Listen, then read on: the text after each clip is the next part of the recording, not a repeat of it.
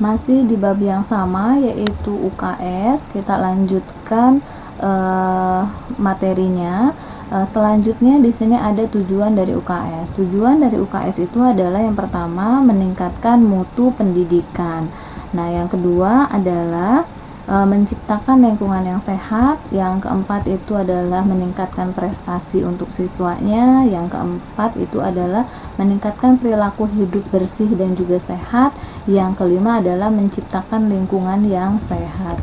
Oke, selanjutnya di sini ada kegiatan-kegiatan dari UKS. Kegiatan yang dari UKS yang pertama itu adalah lingkungan kehidupan sekolah yang sehat. Nah, lingkungan sekolah yang sehat di sini meliputi apa saja? Misalkan seperti pengadaan ruangan UKS di lingkungan sekolah, ada ruang UKS-nya gitu ya. Nah, terus juga ada pembinaan kantin sekolah. Jadi yang dagang-dagang atau yang jualan-jualan di sekolah itu juga diberikan pembinaan bagaimana cara menjual makanan yang sehat gitu. Nah, terus selanjutnya ada masih di dalam lingkungan kehidupan sekolah yang sehat ya, pengadaan sarana air bersih yang memenuhi syarat. Jadi air untuk kalian cuci tangan, berwudu, atau aktivitas yang dilakukan sekolah yang memerlukan air, airnya juga harus memenuhi syarat.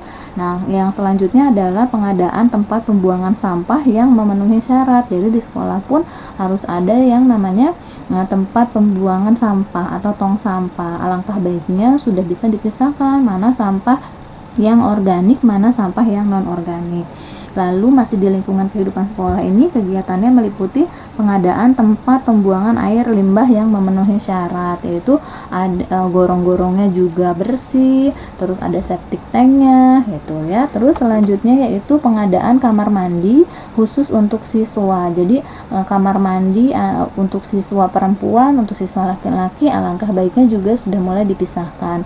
Selanjutnya pengadaan kamar mandi khusus untuk guru dan juga karyawan. Nah, yang tadi Ibu sebutkan masuk ke dalam kegiatan UKS pada bagian lingkungan kehidupan sekolah yang sehat.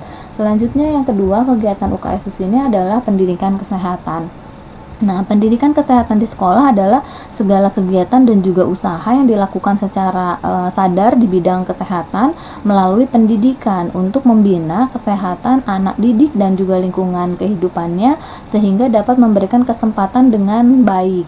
Nah, pendidikan kesehatan di sini misalkan kegiatannya meliputi kebersihan perorangan dan juga lingkungan, lalu pencegahan dan pemberantasan penyakit menular, misalkan pentingnya hidup bersih, pentingnya imunisasi, pentingnya pemberantasan nyamuk, tikus ataupun binatang-binatang gitu ya. Nah, terus bagaimana cara penularan penyakit? Penularan penyakit itu bisa juga dengan udara, bisa juga dengan kontak langsung. Nah, kalian diperkenalkan di dalam pendidikan kesehatan ini.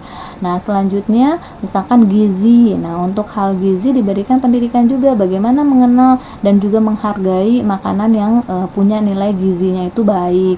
Jadi makan itu bukan hanya sekedar kenyang, tapi tahu nilai gizinya itu bagaimana untuk diri kita. Lalu membiasakan untuk hygiene makanan. Jadi kebersihan makanan juga sudah mulai diperhatikan. Terus pengelolaan makanan pengelolaan makanan juga harus difikirkan gitu ya, harus lebih di manajemen gitu. Nah, selanjutnya pencegahan kecelakaan ataupun P3K di sekolah, terus perawatan orang-orang sakit yang di rumah. Misalkan ya kalian diberikan pendidikan kesehatan yang sederhana lah, bagaimana cara merawat orang sakit yang berada di rumah. Nah, terus selanjutnya mengenal atau mengetahui cara bagaimana menggunakan fasilitas kesehatan yang ada di lingkungan daerah rumah, bagaimana cara memanfaatkan lingkungan yang untuk bisa ke rumah sakit, untuk bisa ke dokter, bisa juga untuk ke puskesmas dan lain sebagainya. Nah, selanjutnya yang ketiga adalah kegiatan di UKS itu adalah usaha pemeliharaan kesehatan di sekolah. Nah, pelayanan kesehatan di sekolah ini meliputi pemeriksaan kesehatan secara berkala, baik itu yang bersifat secara umum maupun secara khusus, misalkan untuk kasus-kasus TBC, kusta, orang sakit gigi, ataupun pemeriksaan kesehatan secara umum. Atau di usaha pemeliharaan kesehatan sekolah ini misalkan mengikuti pemeriksaan secara umum, contohnya misalkan seperti mengikuti pertumbuhan siswa untuk mengetahui pengukuran berat badan dan juga tinggi badan. Terus pemeliharaan pengawasan kebersihan di lingkungan sekolah. Nah, itu termasuk ke dalam usaha pemeliharaan kesehatan di sekolah. Selanjutnya, sasaran dari UKS. Sasaran dari UKS di sini meliputi masyarakat sekolah yang terdiri masyarakat yang ada di sekolah ya.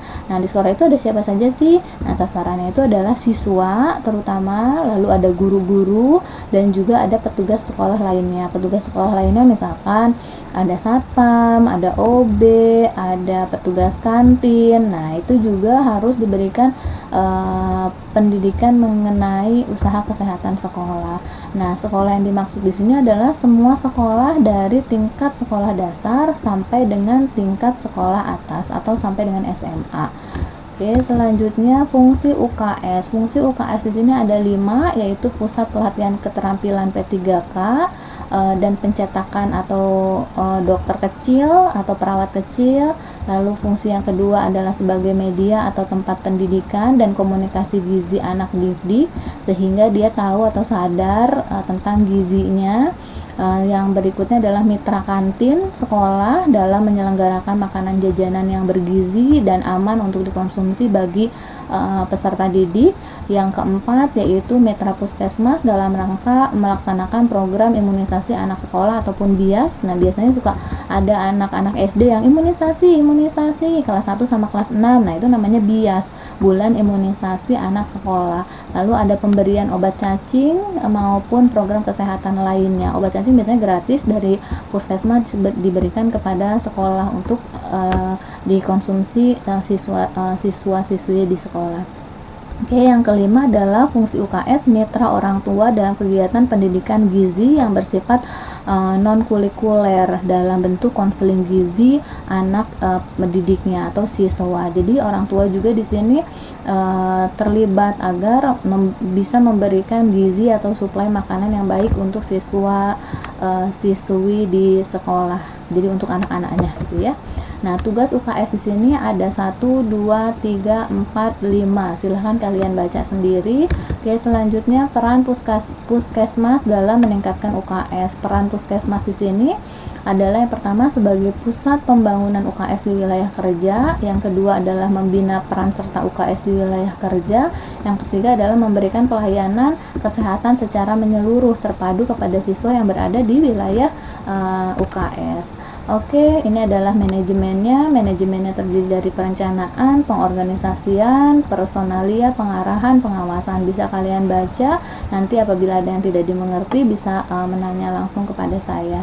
Saya cukupkan bab ini untuk bab usaha kesehatan mata dan juga untuk kesehatan gigi yang masih masuk dalam bab UKS. Nanti berbeda materinya atau berbeda slides. Ibu cukupkan sekian. Assalamualaikum warahmatullahi wabarakatuh.